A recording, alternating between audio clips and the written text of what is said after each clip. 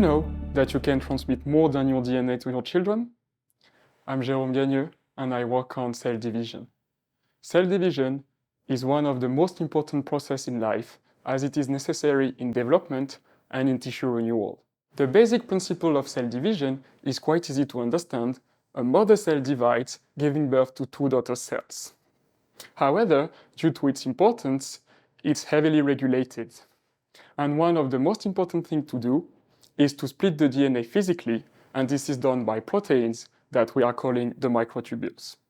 However, in order to split the DNA physically, the microtubules need to be attached on a specific plate on DNA, and this place is called the centromere. The centromere, surprisingly, is not defined by the DNA sequence, but it's epigenetically defined by a protein that we are calling SEMPA. In classical cell division, that we are calling mitosis, SEMPA levels are dropped by half of it going to one daughter cells, and the other half going to the other daughter cells. And then SEMPA's levels are replenished based on the position of those old SEMPAs. However, we are all coming from one cell, and surprisingly, during a specific cell division that we are calling meiosis, SEMPA is not always expressed. It's first removed and then reset at the right position. And the question that I'm trying to understand is how SEMPA is correctly put and transmitted to the next generation.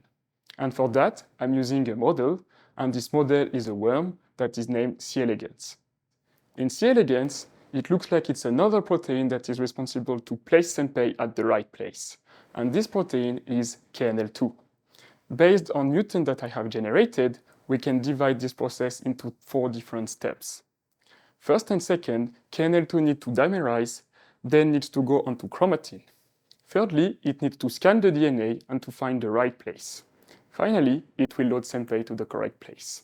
The third step is absolutely essential, because if KNL2 cannot find the right place, SEMPA will be misloaded. And if SEMPA is misloaded, the cell division will go wrong.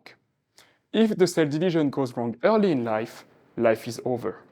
More importantly, if cell division goes wrong later in life, it can lead to mutation and ultimately leads to cancer.